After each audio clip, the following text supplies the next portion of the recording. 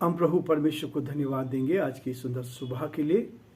ये सुंदर सुबह उस परमात्मा ने, उस परमेश्वर ने, उस ईश्वर ने हमें दी है ताकि हम आज के दिन में जीवित हैं और प्रभु की महिमा कर रहे हैं। प्रियो, आज सुबह के इस डिवोशन में living Christian movement fellowship ministry की ओर से आप सभी का स्वागत है, वेलकम है। और आप सबको मैं धन्यवाद देना चाहूँगा कि आप हमारे साथ जुड़े हैं। आज दिन में प्रभु आपको बहुत आशीष दे और ये आशीर्वाद आप पर, आपके परिवार पर लगे ताकि आप प्रभु की महिमा कर सकें। और जो आज के दिन में ईश्वर ने आपके लिए कार्य रखा उसको भली प्रकार से कर सके और आप जीत का जीवन जिए, आगे बढ़ते जाएं, ये हमारी दुआ है। आज के दिन की शुरुआत प्रभु के वचन के साथ प्रकाशित वाक्य का अध्ययन कर रहे हैं और उसके 7वें अध्याय में हमने 1 से लेकर 8 पद तक देखा था। आज हम उससे आगे बढ़ेंगे। उससे आगे 9 पद से लेकर 12 पद तक मैं आपके सामने इस वचन में से पढ़ूंगा, जहाँ लिखा है रेवलेशन चैप्टर 7 वर्सेस 9 to 12। बहुत सुंदर हिस्सा है। परमेश्वर का धन्यवाद हो कि परमेश्वर अपने वचन के द्वारा हमें भविष्य की वो सारी बातें जो भविष्य में होने वाली है उन चीज़ों को दर्शा रहा है, बता रहा है, ताकि हम प्रभु के साथ आगे बढ़ें। लिखा है, इसके बाद मैंने दृष्टि की ओर, देखो हर एक जाति और कुल और लोग और भाषा में से एक ऐसी बड़ी भीड़ जिसे कोई गिन नहीं सकता था, श्वेत वस्त्र पहने और अपने हाथों में खजूर की डालियां लिए हुए सिंहासन के सामने और मेमने के सामने खड़ी है और बड़े शब्द से पुकार कर कहती है, उद्धार के लिए हमारे परमेश्वर का जो सिंहासन पर बैठा है और मेमने का जयजयकार करो। और सारे स्वर्गदूत उस सिंहासन और प्राचीनों और चारों प्राणियों के चारों ओर खड़े हैं। फिर वे सिंहासन के सामने मुंह के बल गिर पड़े और परमेश्वर को दंडवत करके कहा, आमीन। हमारे परमेश्वर की स्तुति और महिमा और ज्ञान और धन्यवाद और आदर और सामर्थ और शक्ति युगान युग बनी रहे, आमीन। परमेश्वर इस वचन के पढ़े और सुने जाने पर आशीष दे, आमीन। दुआ करेंगे। जीवते और सच्चे विश्वास के योग्य परमेश्वर, आज की सुंदर सुबह के लिए हम आपको हृदय से धन्यवाद देते हैं। प्रभु, आज की सुंदर सुबह आपने दी है कि हम आपके सिंहासन के सम्मुख आ सके, आपकी उपस्थिति का एहसास कर सके, आपके प्रेम का एहसास कर सके और आपकी निकटता का एहसास कर सके।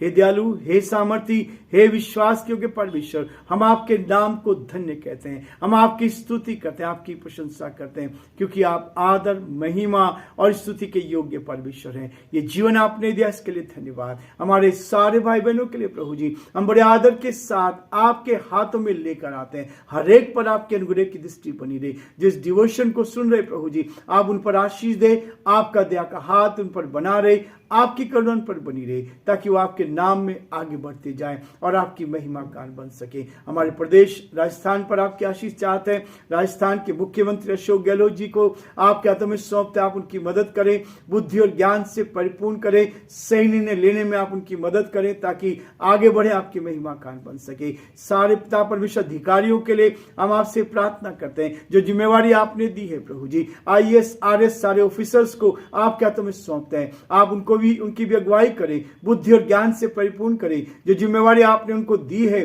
उस जिम्मेवारी को उठाने में आप उनकी मदद करें, आगे बढ़ाएं, ताकि परमेश्वर उनका जीवन बहुतों के लिए आशीष का, आनंद का कारण बन सके। हमारे देश के लिए, देश के प्रधानमंत्री के लिए, राष्ट्रपति के लिए प्रार्थना करते हैं, उत्तम से उत्तम आशीष देकर प्रभु उनको आगे बढ़ाएं, ताकि देश प्रभु जी उन्नति पाए और आपके नाम को महिमा मिल सके। हम बड़े आदर के साथ, दीनता, नम्रता के साथ हम सभी को आपके हाथ में सौंपते हैं, इस डिवोशन को आपके हाथ में सौंपते हैं। इसको ब्लेस कर, आशीष दे और इसके द्वारा हम आपकी महिमा को देख पाए। सारी महिमा, आदर, गौरव प्रभु जी आपको देते हुए इस प्रार्थना को अपने प्रभु, अपने उद्धारकर्ता यीशु मसीह के नाम से मांगते हैं, आमीन।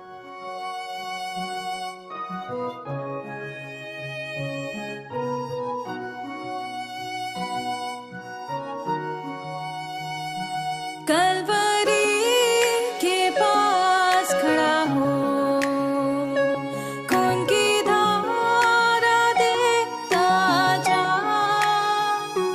तेरे पापों का यही दान दिया है मसीह यीशु ने।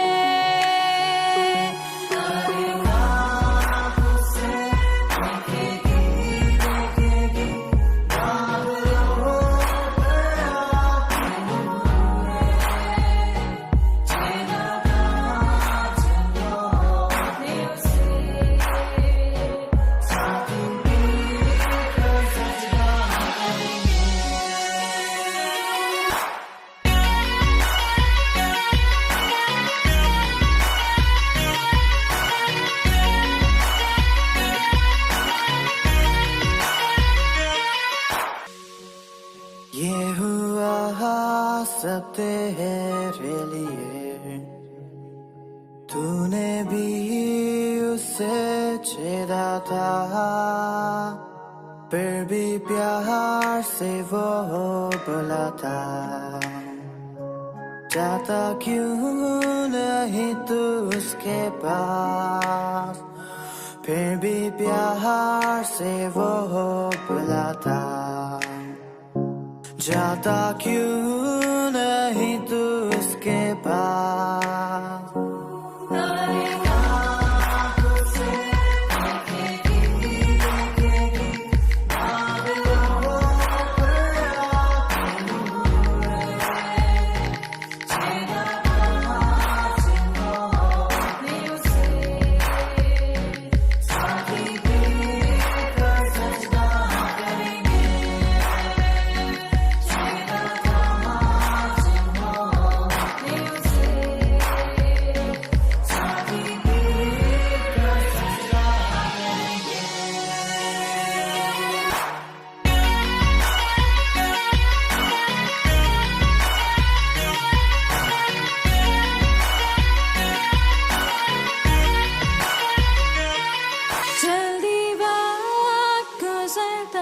चाहता है, रात अंधेरी आती है, तौबा कर दरवाजा होगा बंद, कुछ ना होगा फिर पछताने से।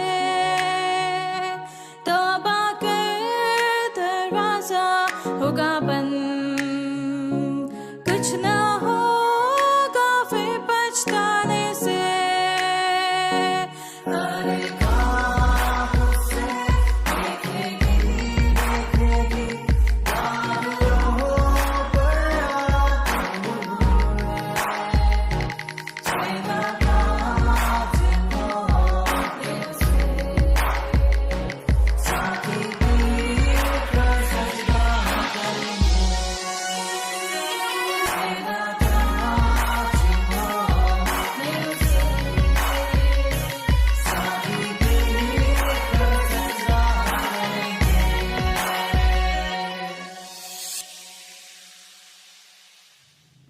प्रियो, हम प्रभु को धन्यवाद देना चाहते हैं क्योंकि उसने हमें मौका दिया है कि हम उसकी महिमा कर सकें। अभी भी मेरे और आपके पास मौका है उसे अपने जीवन में काम करने देना चाहिए। जीवन में दो ही चीजें हमारे पाई जाती हैं, एक तो सत्य और एक असत्य। ये चॉइस हमें दी गई है, ये चॉइस हमें दी गई है, आप सत्य को जाने या असत्य को जाने। हमें इस बात को याद रखना चाहिए कि हम इस बड़े प्रकाशन को पूरी तरह से नहीं समझ सकते हैं। परमात्मा की बुद्धि में और हमारी बुद्धि में जमीन आसमान का अंतर है, लेकिन उस परमात्मा ने, उस परमेश्वर ने मुझे और आपको ये बुद्धि प्रदान की है ताकि हम इस पृथ्वी पर रहकर ये जान पाए कि क्या सत्य है और क्या असत्य है।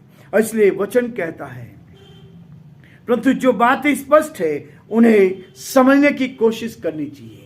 जो भी हमारे सामने स्पष्ट हो रहा है, जो काल प्रभु ने ठहराया है, वह समाप्त होने वाला है।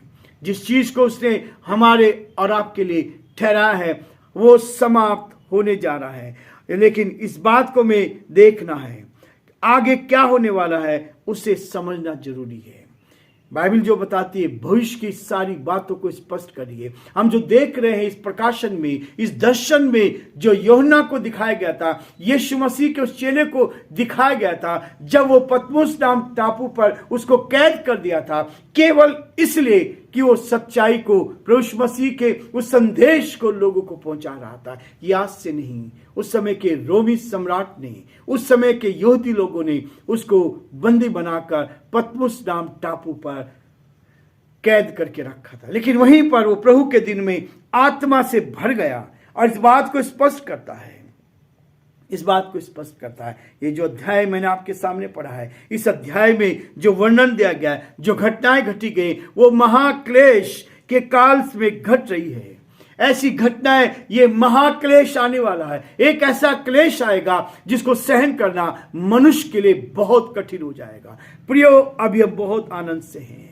ये काल तब घटेगा, उसे समझना जरूरी है। प्रभु के वचन को हम इस बात में देख सकते हैं और उसके अनुसार जो विश्वासी हैं, जिन्होंने सच्चे हृदय से प्रभु को ग्रहण किया है, सच्चे हृदय से उस परमात्मा को अपने दिल में लिया है, उनके लिए वो कहता है उसके बाद महाक्लेश का आरंभ होगा, जो 7 वर्ष के लिए प्रभु की ओर से ठहराया हुआ है। 7 वर्ष व्यतीत होंगे और वो 7 वर्ष ऐसे होंगे, इसलिए प्रभु में चिता रहा है, हम सचेत हो जाएं। खतरा सामने है, उस खतरे से बचने के लिए परमेश्वर का वचन मुझे और आपको बता रहा है। अध्याय 6 में हमने देखा था, अध्याय 6 इस बात को बता रहा है कि देव मोहरें खुलने लगी और 6 मोहरें खुल चुकी है, अब 7वीं मोहर खुल रही है। ये 7वीं मोहर खुलने जा रही है। 7 जो नंबर है बाइबल में परफेक्ट को दर्शाता है, 7, इसलिए सप्ताह में 7 दिन होते हैं। सप्ताह में 7 दिन, 7 मोहरें, 6 मोहरें खुल चुकी है, लेकिन ये 7वीं मोहरों की बात कर रहा है, ये खुलने वाली है। लिखा है स्वर्ग में आधे घंटे तक सन्नाटा छा गया। यदि आप 8 अध्याय का 1 पद पढ़ेंगे, उसमें लिखा है जब उसने 7वीं मोहर खोली, स्वर्ग में आधे घंटे तक सन्नाटा छा गया। स्वर्ग में सन्नाटा छा गया। ये स्वर्ग में 7वीं मोहर जब खुलेगी, प्रियो, भविष्य के लिए लोग जानना चाहते क्या होगा। ये बाइबल मुझे और आपको बताती है कि भविष्य में क्या होने जा रहा है। वो कहता है सन्नाटा छा गया। वहां ये सन्नाटा है। पहली, दूसरी, तीसरी और चौथी मोहर खुली, तब कहा गया आ। जब 5वीं मोहर खुली, तब शहीदों की आवाज सुनाई दी, तू कब तक न्याय ना करेगा। जब 6ठी मोहर खुली गई तो बड़ा भूकंप हुआ, लोगों की आवाजें सुनाई दी, चट्टान और पहाड़ों से वे विनती करने लगे कि हम पर गिर पड़ो। ये घटनाएं 6ठी मोहर में खुली थी। हमें उसके क्रोध से छिपा लो। परमेश्वर का जो क्रोध है वो बहुत धीरज से आता है, वो धीरजवंत है, इसलिए कहता है। और सब इस बात को देखा। अब 7वीं मोहर खुली तो सब जगह सन्नाटा छा गया, स्वर्ग में सन्नाटा छा गया और सब लोग भौचक्के हो गए देखने के लिए कि आगे क्या होने वाला है। पूरा सन्नाटा छा गया, कोई आवाज नहीं आ रही है, चारों तरफ सन्नाटा है। जैसे ही 7वीं मोहर खोली गई, और 7वीं मोहर के बारे में लिखा है सन्नाटा छा गया। जब समुद्र में आंधी उठती है, उससे पहले समुद्र क्या है, शांत दिखाई देता है। जब समुद्र में तूफान आने वाला होता है, तब सन्नाटा छा जाता है, शांत दिखाई देता है। परंतु पानी के अंदर भयंकर उबाल होता रहता है। अचानक वह जब फटता है तो तूफान का रूप धारण कर लेता है। शांति सन्नाटा है। प्रियो, ये बताया जा रहा है आने वाले समय में ये होगा, सन्नाटा छाया होगा। और इस बात को दर्शाया जाता है, लोगों की यहां भी सब सांस रोक कर रखे हुए हैं, सांसें रुकी हुई है। और ये सांसें ऐसी है, ये देख रहे हैं कि आगे क्या होने वाला है, आगे क्या होगा। जब 7वीं मोहर खुली तो 7 स्वरूप दिखाई दिए, उन्हें 7 तुरियां दी गई थी। जब ये 7वीं मोहर खुली प्रियो, तब क्या था, ये भीड़ की भीड़ थी जो हमने देखा। उसके बाद मैंने दृष्टि को देखो, हर एक जाति और कुल और लोग और भाषा में से एक बड़ी भीड़ जिन्हें कोई नहीं गिन नहीं सकता था, श्वेत वस्त्र पहने और अपने हाथों में खजूर की डाली लिए हुए सिंहासन के सामने खड़े हैं। सिंहासन के सामने खड़े हैं। प्रियो, ये वचन इस बात को दर्शा रहा है, दोनों के बीच में, छठी और सातवीं मोहर के बीच में जो घटनाएं घटी है वो इस बात को दर्शा रहा है। प्रियो, ये सब कुछ घटता चला गया। 7 स्वर्गदूत दिखाई दे रहे, उन्हें 7 तुरियां दी गई थी। ये 7 तुरियां थी। बाइबल में स्वर्गदूतों को जबरदस्त सेवकाई दी गई है। बाइबल इस बात को बताती है कि स्वर्गदूतों को जो सेवकाई दी, परमेश्वर ने अलग अलग कार्य के लिए अलग अलग स्वर्गदूत ठहराए रखे हैं। ये अलग अलग स्वर्गदूत ठहराए गए हैं और ये स्वर्गदूत हैं जिनको अलग अलग जिम्मेवारी दी है। इब्रानियों में लिखा है विश्वासियों की रक्षा करे। भजन में लिखा है परमेश्वर के दूत विश्वासियों के चारों ओर छावनी किए हुए रहते हैं। ये जिम्मेवारियां हैं जो विश्वासी संसार में है। परमेश्वर के स्वर्गदूत उनकी रक्षा करते हैं, जो स्वर्गदूत दिखाई नहीं देते हैं। यहां 7 स्वर्गदूत दिखाए गए हैं विशेष सेवा के लिए। एक स्वर्गदूत धूपदान लिए हुए। पुराने नियम में कई जगहों में हम धूपदान का वर्णन पाते हैं। वचन में लिखा है कि धूपदान जो वेदी पर जलाया जाता था, ये पुराने नियम की प्रथा थी। मंदिर के आंगन में पीतल की वेदी थी, पवित्र स्थान में सोने की वेदी रखी थी और यहाँ पवित्र स्थान में प्रायश्चित का ढकना था। यहाँ याजक वर्ष में केवल एक बार स्वयं लोगों के प्रायश्चित के लिए लहू लेकर प्रायश्चित का ढक्कन को पर छिड़काव करता था। ये था स्थिति उस समय की और इस बात को वो बता रहा है। यही बयान यहाँ है। पीतल की वेदी से अंगारे लेकर जाता है और याजक स्वर्गदूत है, इसका काम यही है। यह स्वर्गदूत वेदी के पास खड़ा है और बहुत धूप दिए गया है कि पवित्र लोगों की प्रार्थनाओं के साथ उनको चढ़ाएं। जो लोग यहाँ पे प्रार्थना करें, जो लोग यहाँ पे दुआ कर रहे हैं, उनकी दुआओं को या इस वेदी पर चढ़ाया जाए। ये स्पष्ट है प्रियो, और यही चीज आज प्रभु इस मोहर के खुलने से पहले मुझे और आपको बता रहा है। 10 पद में लिखा है, और बड़े शब्द से पुकार कर कहती है, उद्धार के लिए हमारे परमेश्वर का जो सिंहासन में बैठा है और मेमने का जय जयकार हो। और सारे स्वर्गदूत उसे सिंहासन और प्राचीनों और चारों प्राणियों के चारों ओर खड़े हैं। फिर वे सिंहासन के सामने मुंह के बल गिर पड़े। प्रियो, ये है वो दृश्य है, ये वो दृश्य है जो इससे पहले 7वीं मोहर खोलने से पहले होने वाला है। और इसी बात को परमेश्वर का वचन दर्शाता है। वो कहता है, इससे पहले कहा गया था कि धूप पवित्र लोगों की प्रार्थनाएं हैं।